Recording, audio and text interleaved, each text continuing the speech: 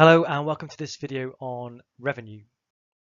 So in this video we're going to look at total revenue, average revenue and marginal revenue and the relationship between these three. And then we're going to look at the relationship between them and price elasticity of demand. So let's start off with the basics. What do we mean by revenue? Well, revenue is the income generated from the sales of goods and services by a business in a market. So it's effectively the money that's coming into the business, into the firm. This can sometimes also be known as turnover, value of sales, sales revenue, or income. Now we're going to look at three categories. The first one is average revenue. So the average revenue is how much revenue have we received, and then we divide by the number of units we've sold, and we can know effectively the price per unit. So it was the price that we were charging per unit. Now this is very similar to the demand curve, because effectively another way of looking at this is saying as we lower the price, as we change the price, what will happen to output? We can rearrange this formula to give us that. So the AR curve in this unit, the average revenue curve, we can interpret it in a very similar way as the demand curve. We have price and output, multiply the two together, and we can work out total revenue. The next concept is marginal revenue. Now marginal gains, this is to do with at the margin, the change. So this is the change in revenue from selling one extra unit of output. So if I sell one extra unit and my revenue goes up by €8, the marginal revenue of that extra unit is €8. That's how much revenue has gone up by. It doesn't mean that was the price. It just means that was the effect ultimately on revenue. Finally, we have total revenue, and that is the price per unit multiplied by the quantity. So these are all important terms that we're going to look at and try and be familiar with. And I'd like to take these down in your notes. And in particular, you might want to really have a good think about this one, what this one means, marginal revenue, the change in revenue from selling one extra unit of output. It's not the price. Let's have a look at some examples to illustrate these concepts. So on the left-hand side here, we have the price per unit. And we can see if this was the price, then this is what the demand is going to be. So effectively here we have the average revenue, and if we plot that, the price against the demand, effectively these 2 points here would give us the demand curve. If you multiply the two together, then we have total revenue. Okay, so we can see here as we're reducing price, we're selling more units, the relationship that we might expect. So our revenue is going up. The final column on the right-hand side is marginal revenue. And remember our definition, this is the extra revenue we get from selling one extra unit. So let's see, here, when we made this price change from 20 down to 18, we sold 50 more units and generated 500 more in revenue.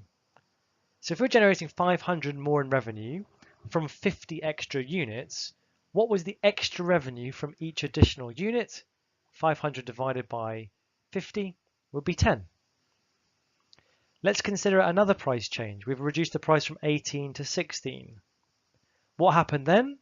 Well, we had an increase in the terms of the number of units by 50, from 250 to 300. Our revenue went up by 300. So our revenue has increased by 300 from 50 extra units. So how much did revenue increase from one additional unit in that situation? It would be 300 divided by 50, so it would be 6. And we can see the same principle works all the way down. Now, by the time we get to quite a low price, you might see something a little bit unusual, or not unusual, but we can see here that a reduction in from 12 to 10, at this stage quite a big percentage decrease in price, led to more sales again, but only 50 more sales. So actually what happened here is we lost revenue. Revenue went down. And so those extra 50 units actually lost us 300 in terms of revenue. So those extra 50 units each lost us 6 in terms of marginal revenue. So at this stage, it's important just to illustrate that we have price, demand, total revenue, how they work, and marginal revenue, how that works. So now we can actually have a look and plot the two curves here. We have average revenue, which is shown in blue, and we have the marginal revenue, which is shown in red. And we can see here effectively the average revenue curve looks a lot like a demand curve. It shows us the relationship between price and quantity. And the marginal revenue curve here in red shows us by making the change, what happened from that unit in terms of revenue, how much additional revenue was there? Well, we said here when we reduced price from 20 to 18, those additional units got us 10 extra revenue. Now have a look here, they're not the same. We reduced the price from 20 to 18, and each of those additional units only generated us 10 extra in terms of revenue. And we can see that as we reduce the price further, we go down the demand curve, the extra revenue that we get from each additional unit decreases to a point where actually by decreasing the price further, we're reducing our revenue and our revenue starts to go down, which we can see down here. If we were to plot the total revenue for this particular business, we can see that whilst we lower the price in the first instance, revenue starts to increase. We get to a point here of maximum revenue, and then here as we lower price, revenue starts to decrease. And we might start to tie in some changes. First of all, if we lower price and revenue increases, what can we say about price elasticity? Well, some of us might spot straight away that this is price elastic. The change in price as a percentage is smaller than the change in demand, so revenue is going up. Whereas over here, we would say that this is likely to be inelastic. As we reduce price, the change in price is greater than the change in demand, and revenue starts to go down. At this point here at the top, the change in price actually doesn't really make a difference in terms of revenue. So we would say it's unit elastic at that point. The second thing we might spot is that revenue starts to decrease when the marginal revenue goes negative. So this change here, the price change from 14 to 12, and those 50 extra units that we get, actually the revenue goes down. At that point, the percentage change in the price becomes less. So we're reducing the price by a greater percentage than we're increasing the demand. So revenue is starting to go down and we're losing revenue. So let's have a look.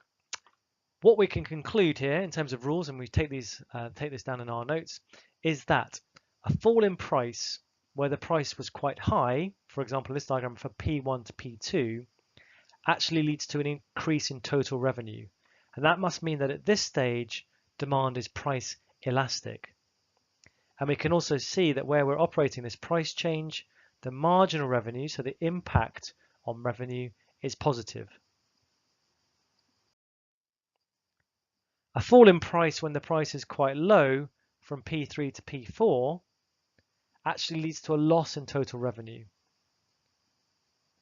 And this must be because down here, price elasticity of demand is inelastic. We're reducing the price, but we're having a negative impact in terms of marginal revenue, which would be further down here if we extend our marginal revenue curve. So this means that actually by reducing the price here, we're lowering overall revenue, and we've gone past the point of revenue maximization. So revenue maximization, and we saw this empirically earlier when we looked at the data, we maximize our revenue. We get the most revenue where the price and the output is the same as where the marginal revenue becomes zero. So if we could take the marginal revenue equals 0 and we go up to our demand curve and we look at the price, this is the price that we should charge in order to maximize the revenue. It's at the midpoint of the average demand curve for a business with a normal downward sloping demand curve like this. Again, let's make some notes on this and then we'll move on. So revenue maximization. Maximum total revenue occurs when marginal revenue equals 0, i.e. no more can be added to the revenue from selling an extra unit of output. The point where MR equals 0 is directly underneath the midpoint of a straight line demand curve. At this point here, the price elasticity of demand equals 1. If marginal revenue is 0, if prices were cut, total revenue would fall. And if prices were raised, total revenue would also fall. So we've looked at the relationship here between total revenue, average revenue, and marginal revenue. We started to touch on PED, but let's go through that again now. So for a straight line demand curve like the one we've talked about so far, effectively this is the average revenue curve. The demand, the PED, the price elasticity, varies along the curve. So at high prices here, a reduction in price is a fairly small percentage, and if we have a linear increase in revenue, then in output, this is going to increase revenue. So up here, PED must be greater than 1. This must be elastic, and of course, remember we're assuming here that it's -1 from your earlier units work. A change in price at the lower end of the demand curve is quite a big percentage change here, and so it's going to be a larger percentage change in price and not as much increase in demand, so our revenue is going to fall. So down here we are inelastic. So high prices, reduction in price will have an elastic price response. Demand is price inelastic towards the bottom of the demand curve. And here is that relationship here showing our average revenue and marginal revenue curves. So we can see at the point where marginal revenue is 0, the percentage change in price here is equaling the percentage change in demand. There's been no impact on revenue. Revenue stayed the same. So at this point, PED equals 1, just at this particular level of output. To the left of it, marginal revenue is positive.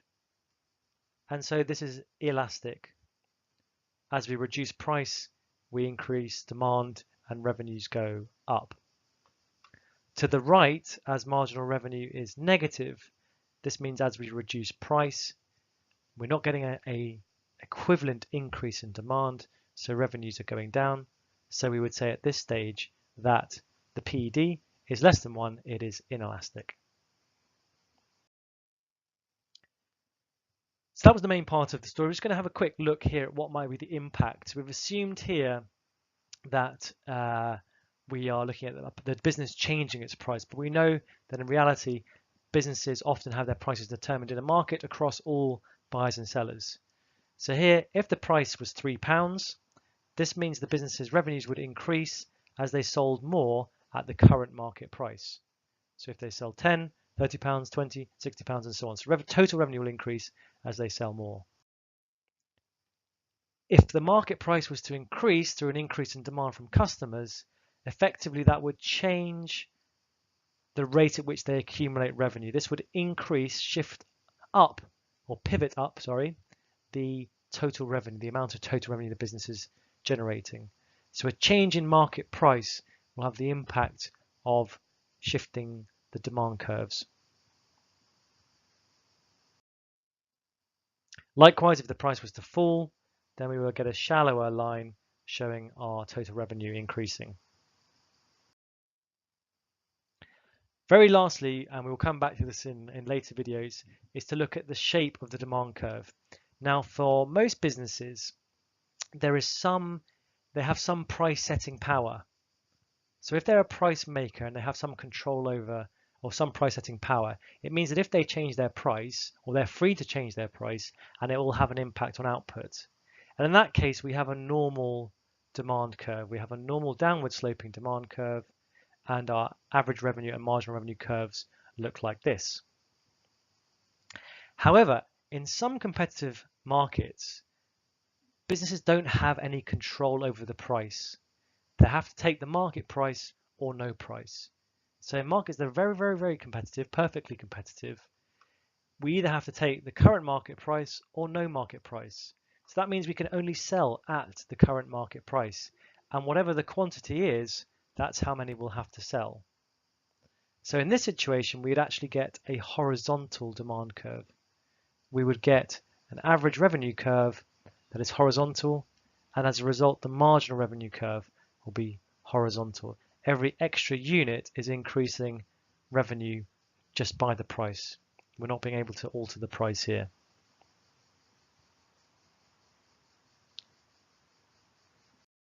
So in this video, we've looked at the relationship between total revenue, average revenue, and marginal revenue, and we've looked at that relationship, or their relationship, with price elasticity of demand. That's it. Thank you very much for listening.